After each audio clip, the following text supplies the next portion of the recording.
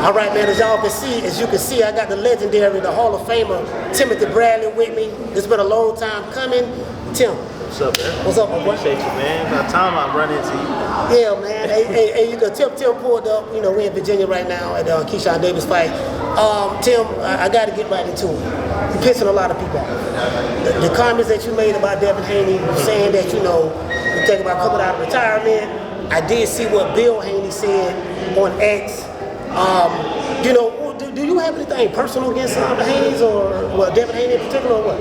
Nah, I just speaking the truth. That's it. It's just speaking the truth. Like, if anybody is happy with the performance that Haney put on in his last album, go ahead and give yourself a clap. But I mean, look, I'm calling a spade a spade. I thought Devin looked like shit his last fight. Some people saying PTSD, this, that, and the third, or whatever. You had a year to get right, bro. Yeah. An entire year to get right. And I'm coming from Ruslan Provodnikov type of beatdown. 2013, right? 8 months off. 8 months training. I'm facing the guy that just knocked out Manny Pacquiao. Talk to me. See, so like when I'm saying I've lived it, right? You know what I'm saying? That wasn't boxing. And so what I'm trying to tell you is this, all right? So my comments of me coming back was more so just like, who's afraid of him? After seeing what I saw, seeing the PTSD, or not the PTSD, the post-traumatic stress, or whatever you call it, seeing that, I'm like, who's afraid of Devin Haney? I was just basically trying to prove a point and say that, like, look, I don't think Tio's ducking him based upon his style or the fear of Devin Haney. I'm like, shit, I might fuck around and come back and fight Devin Haney, especially that version, because I feel like Devin Haney is ruined. I think he's a ruined fighter. Damaged goods, absolutely. He hasn't recovered from that Ryan Garcia fight at all, and it showed in that last fight. You got a guy like Ramirez, bro, slow as molasses. He could punch a little bit, a little bit. But the way you was running laps around that ring, bro, for 2.5 minutes at a time, bro, come on. That tells me right there, you don't want to get hit, you don't want to get touched, you don't believe in your chin, you feeling something different in training camp, you're not being honest with yourself, you're not being honest with, you know, your father, you know what I'm saying, and you really don't want that smoke. Well, you know, I spoke to his father about that. He said that was the game plan. He said that he was the one that implemented that game plan himself, not Sugar Shane Mosley. And he said that Devin followed the game plan to a T. When I gave Bill Haney some pushback on it, Bill said that, hey, look, that was the sweet science. It's not rock and soccer. I say, Bill, I've been watching boxing a long time, and I do understand that, you know, you made the world champion in your son, but I know the sweet science. So, you know, and there's many different aspects of it. You felt that he was running. A lot of people felt that way. Some people said that Devin Haney, you know, he didn't want to get punched. Like you said, and that was obvious. I think the telltale sign of it was his eyes looked kind of wide in the ring, but that was one fight. Is it safe to call Devin Haney a runner just based on one fight? I mean, that was just one fight, Tim. Look, the way he boxed Kambosos the 2 times, the way he fought against Lomachenko, that's boxing. That's boxing. The way he fought this last fight, I'm calling a spade a spade. That wasn't boxing, man.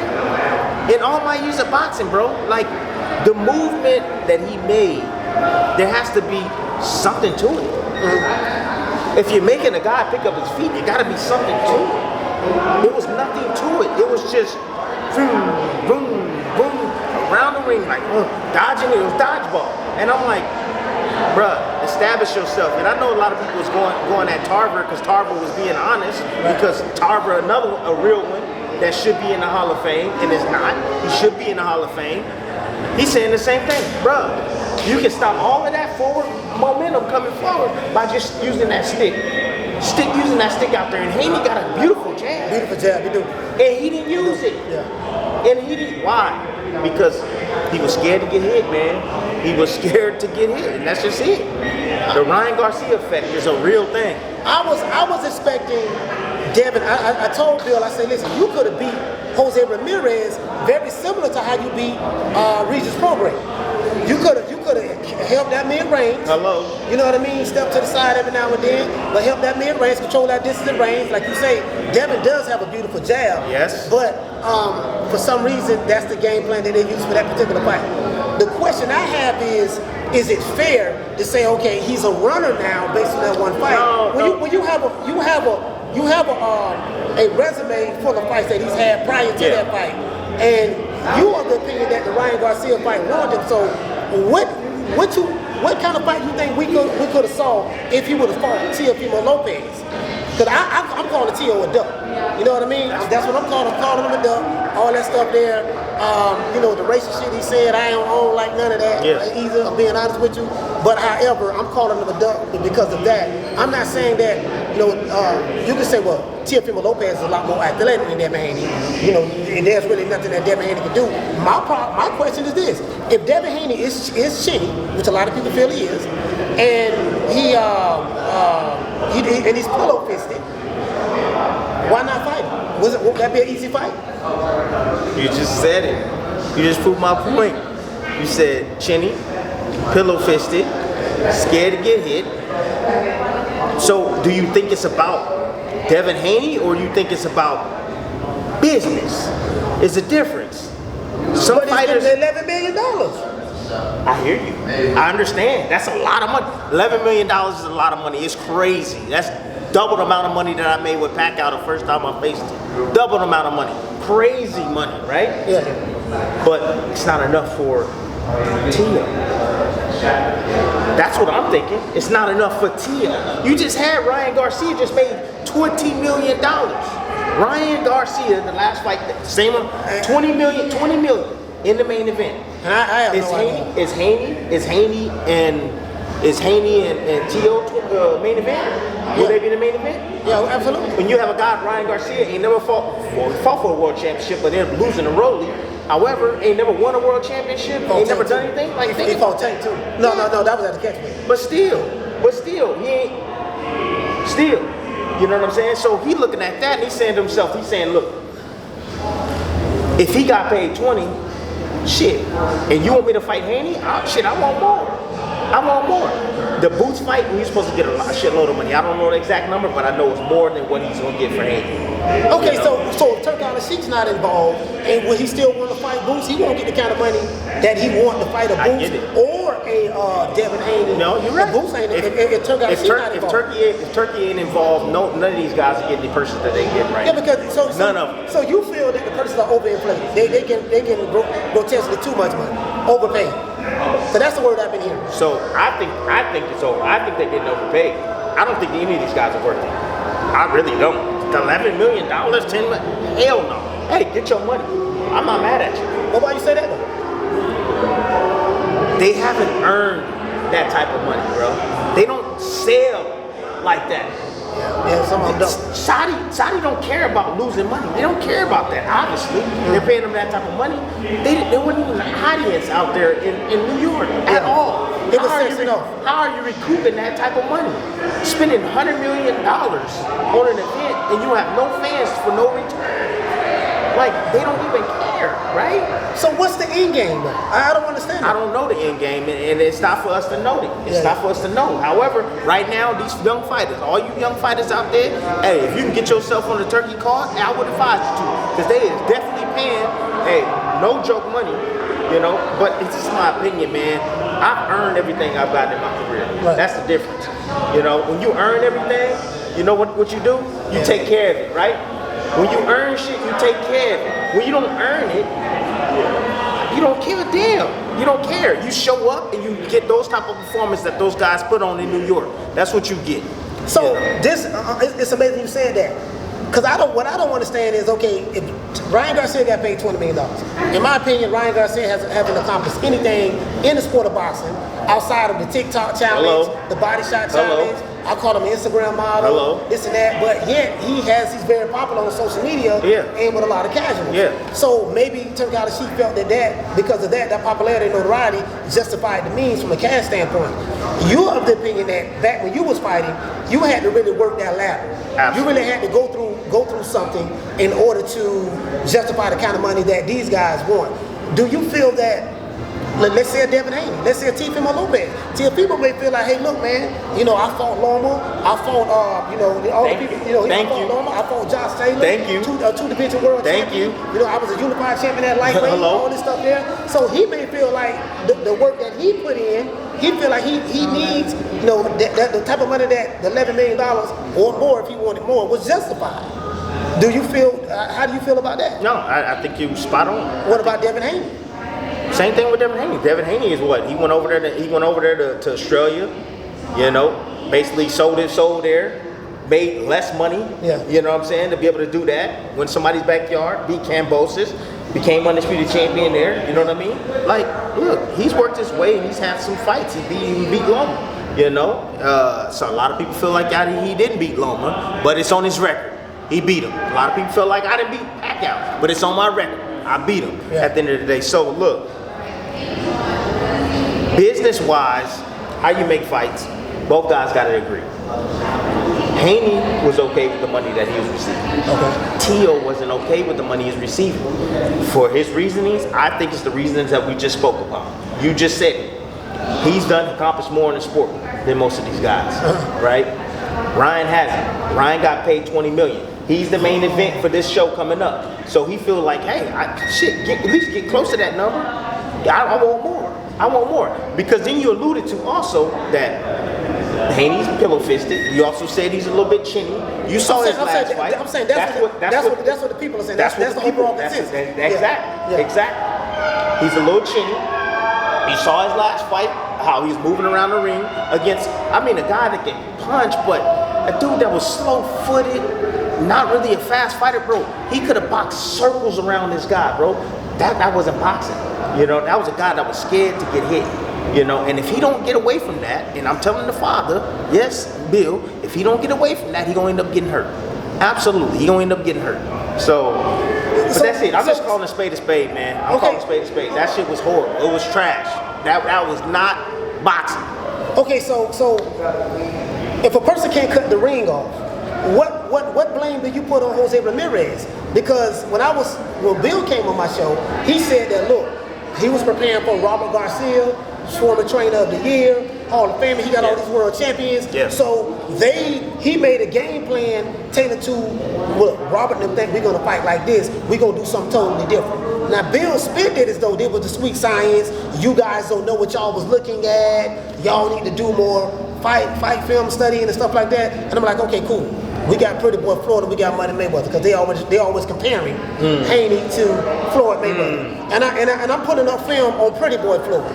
And Bill said that, hey, look, at 26 years old, his son has accomplished more than Floyd Mayweather, Sugar Ray Leonard, Oscar De La Hoya. He say the numbers don't lie. He was the youngest undisputed champion at 135. At 24 years old, none of those guys did that. He had Roy Jones' name on that list, and he had Antonio Tarver name on that list. What say you about that? That sounds good to an idiot. To an idiot, that sounds great, but that's not true at all. Floyd Mayweather fought legends. Bro, legends beat Hall of Famers, bro. By the age of 26. Man, look. This is the argument that he's making. He's saying, look, by the age of 26, we have accomplished more. Hernandez. Hernandez, think about that. Yeah. Long reigning champion. GOAT-like, right? I won't say GOAT-like. Well, Floyd beat him at 23? Legend. 24, something like that? Floyd beat him at a very young age. I'm going to say GOAT-like, but I'm going to say, look, he was legendary. Floyd beat him. Yeah, he did. All right? Hall of Famer. Literally, Hall of Famer. But, look, huge difference. I hate comparing and contrasting as far as, look what he did. Look, completely different bases of fighters, right, that they face and when you face them. Feel me? Floyd faced a lot of top guys in boxing. A ton of top guys at a very young age. Even Corrales.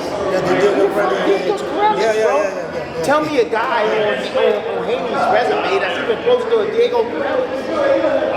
There's nobody. Lomachenko, all right, we'll see if he gets in the Hall of Fame. I think he's personally a Hall of Famer. Right. But other than that, who else? Look, I don't care you went to, look, I gave you props, you went over there and did what you had to do over there. But that's Cambosis, dog. That's Cambosis. What has Cambosis done since? Nothing. And then some of y'all gonna say, well, he beat Teofimo Lopez. Okay, all right, he beat Teofimo Lopez. He had a good day. He had a good night, you know, and he caught Teo when he wasn't at his absolute best. Okay, fine, he beat him. That's fine.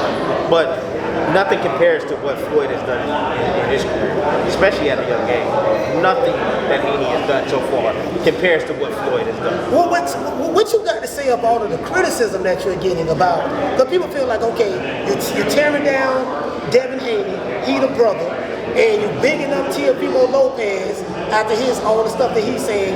What do you got to say about that? Because this is what they're saying on social media. I was gaslighting. I'm gonna be honest with y'all, man. I was gaslighting Teo.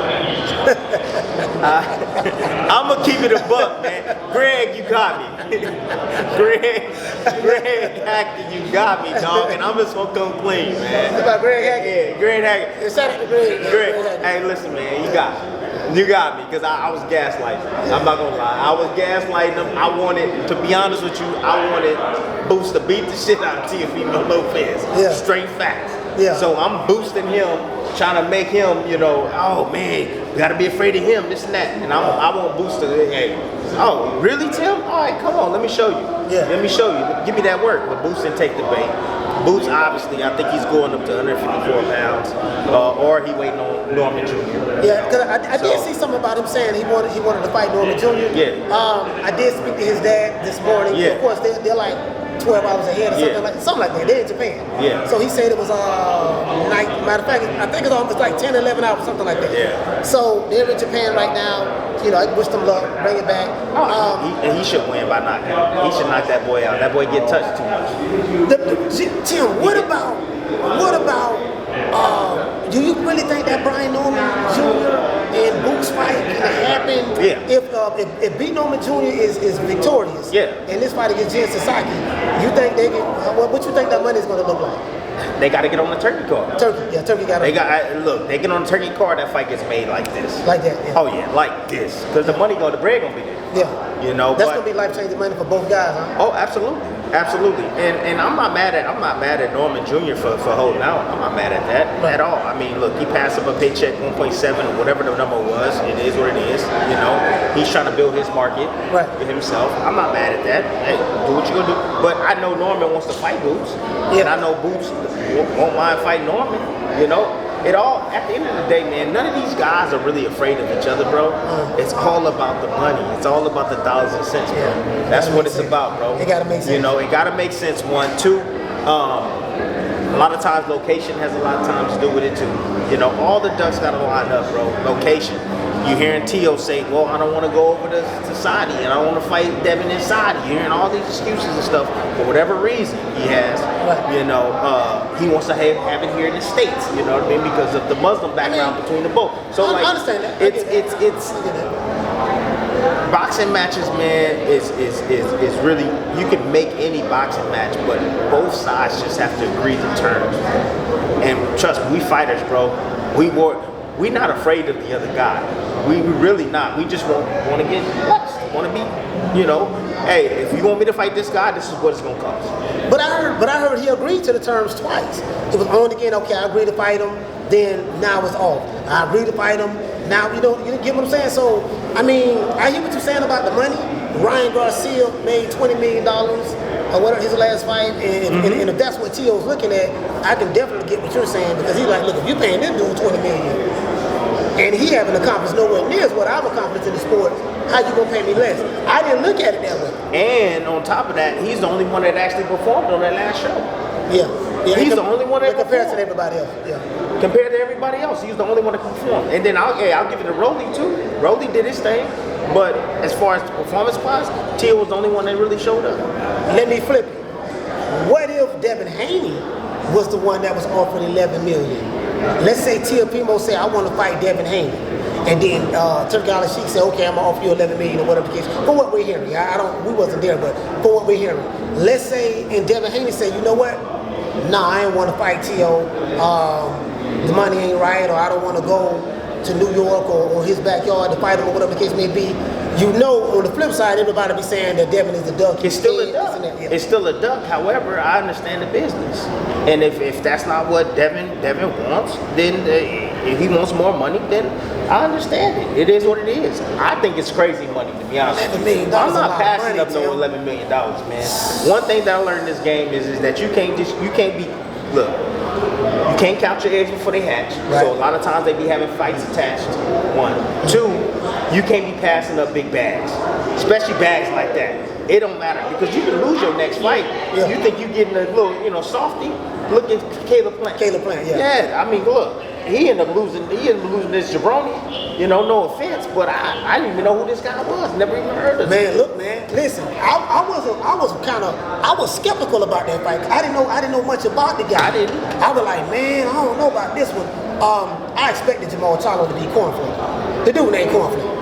I expected that too. Yeah. I expected both of them. Actually, I was expecting Plant to knock out this guy, Resendez. I was expecting him to knock him out. I mean, hey, listen, Cornflake, don't be upset with me, brother, but your name Cornflake for a reason. But I'm saying all that to say this. Caleb Plant ended up losing. Yes. Now, I see something that Keyshawn Davis, we're going to see how this fight turn out, but I felt like Caleb Plant was looking past Resendez. Yeah. I'm going to tell you why. Because he's sitting there talking about, well, when I get by this guy, hit the fight with him and Jamal Charlo.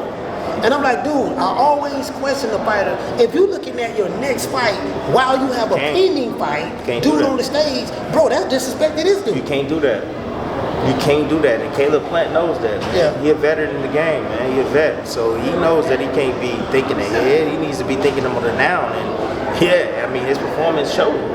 To be honest with you, his performance showed. I thought he looked flat from the opening bell. I don't know if he was overtrained, undertrained, or didn't train at all. I'm not sure. Mentality-wise, I didn't see that fight that dogged him either, like I saw it against the Benavidez fight. Yeah. And then his ability to be able to take a punch is kind of less, I believe. I think he's struggling with that as well. When he getting hit, man, his legs now ain't no longer there, man. Every time he gets hit. It's amazing you said that because it was something I heard. I was watching your live, and you said that you think that the Canelo fight and the David Benavidez fight took a lot out of him. Especially that David Benavidez fight. Took a lot out of him. He was holding on for dear life in that fight, and he took some punishment in that fight. Yeah. So sometimes your will run out, bro. He seemed like he having stamina issues, man. He's always had stamina issues. Yeah, I know, but it's like. But why? But why? Why? See, nobody ever asked that question. Why is he having stamina issues? Is it? I don't know. Is it because he's not relaxed in the ring? His body tenses up or something, or the faith against Resendez, I was expecting him to come forward and just be more offensive minded, right? Right. And not pay attention to defense. The pace was slow. It wasn't a fast-paced fight, the Resendez fight for Plant. Yeah. It was a slow-paced fight, and Resendez slowly started turning it up on him. So I don't understand why Caleb Plant had his mouth wide open after 4 rounds. What's really going on? I don't know if look. Conditioning-wise, there's ways to be able to get stuff on the backhand. Right. There's a lot of ways. I don't know if his trainer understands that or not. Breadman. I got a lot of respect for Breadman. And what I mean, he's a damn good analyst as well. Yeah. Don't know if it's his trainer. I don't know if it's something with him personally. I don't know if he's sick. I'm not sure what the hell is wrong with Caleb Plant. But you can't be running out of gas late in fights, man. You see Canelo running out of gas too. Running out of gas too. He run out of gas too, right? Yeah. I'm starting to see that. But that's all about training, man. That's all about preparation. You got to get ready. So I'm gonna give y'all a tip. The way I worked on the back end of my fights, I would train first, and then I would spar. So all the bag work, all the mid work, all the sit-ups, all the jump rope, all the everything. I would tire myself out, and then I would spar. And that's how I worked on the back end of the fights. While I'm tired and exhausted, now I gotta learn how to stay relaxed. Stay relaxed inside those rounds. My body, I'm warmed up, but I'm a bit tired, a little bit less than myself. And that's gonna make your back end of the fight stronger. So that's a tip from me to you guys, man. That's how I was able to do it. It's amazing you said something about Breadman. I'm looking at the interview of Breadman. Breadman was talking about, he interviewed, I want to say Fight Hub or Fight Hype, I think it was Fight Hub. Yeah. And he said Caleb Plant is the best 4 or 5 round fighter in boxing. But after that, he gasses out. Now, I was shocked to hear him say that on camera, you know, in the interview. That's ridiculous. Like literally, hold on, Tim. Not only did he say that, but he said I was worried all week long. He said I told Plant, I told his wife Jordan, you know, I told his father. I said, look, I'm worried about this guy. He said this guy coming to fight. He said Caleb can't take this guy lightly. He said then he said, you know, I swear to God on my kids. Because I did a show on it, and I was shocked that he said it. And I'm like, people in the chat were saying that they like the transparency. I'm like, man, there's just certain things you don't say on camera. You don't say that your fighter is the best fighter in the world between 4 and 5 rounds. You don't say that, you know, I was, you know, whatever private conversations y'all had, I was worried, man. I was telling his wife, I was telling Caleb, look, man, don't take this guy lightly. This guy coming to fight. You know what I mean? You can't do that. You know what I mean? So I'm like, man, he kind of threw him under the bus. But you being a trainer, what is your job? They get him ready. Your job is to get him ready. Get him ready. He got to be prepared for any aspect of the game of the fight that could potentially happen. You look prepared? No, exactly. No. Exactly. So there's an issue there. But is that on the trainer though? Is that all on the trainer? It's on both. Yeah. It's on the character, one, Caleb Plant, and it's on the trainer as well. Trainer's duty is to get a fight prepared. That's what he get paid to do, to get him prepared for the fight, right? But Caleb got to be willing to work and be willing to put in the work needed and necessary, and he got to show up to the gym. So I don't know. I'm not in that camp, but I'll tell you this: he fought a hell of a better fight when he fought against Canelo Alvarez. He fought a better fight there, and he fought a better fight when he fought against Benavidez as well. You know, his mouth was wide open 4 rounds. So that just tells you right there, he didn't take Resendez seriously at all. He didn't take him seriously. He was counting his eggs before they hatched. You know, in this game, it's one fight at a time, man. One fight at a time. You gotta have one fight on your mind. That's the fight that's in front of you. You can't be thinking about what's you gonna be doing next and all of that stuff, man, because things like this happen, upsets happen. There's another guy that's not thinking about what's going to happen after this. He's thinking about right now, changing my family's life right now. That was Resendez on that night. Do you feel that they still need to have that Jamal Hell yeah, they still need to have that fight. But he slapped the taste out of Jamal Charlo. Man, come on, man. Absolutely. He still needs to have that fight. I'm talking to people in Houston. They saying he's not from Houston. He's really from Lafayette, Louisiana. And you get what I'm saying? I'm dead serious. They from Lafayette. Lafayette ain't no joke either. I know that. But Houston, but see, you know, you don't been to A-Sound. You know, you ain't gonna slap somebody May sound, and then you just let it go. You know what I mean? Yeah. What time you got? No, I'm good. I got 3 minutes. Okay, so I got the last question. Hey, listen, check this out. I still want to see the fight. Absolutely. That fight needs to happen. You know, hey, Jamal needs to get his lick back, like you said. Yeah. Whether they're playing loss or not, it don't matter. You know what I mean? It's a different fight. Make it happen. Both these guys got good names. Put it together. This ain't right here. My main man. Who that? The Puerto Rican assassin, Edgar Berlanga. What about? Edgar Berlanga, boy. You know, he the king of New York. The cash cow, the Prince of Puerto Rico. He got keys to the city. He with Fat Joe, the Terror Squad. You know what I mean? Yeah. I like what Edgar doing right now. I used to hate on him, but now it seems like he taking his. He went 12 rounds with Canelo, and that's his claim to fame. Have you ever seen a fighter celebrate losing 12 rounds the way Edgar Berlanga has? It's like his profile is being raised after that fight. What say you? No, I never seen a fighter celebrate like that. I mean, be honest with you. I'm gonna give you the buck. Nah, I ain't never seen that before. But I'll say, look.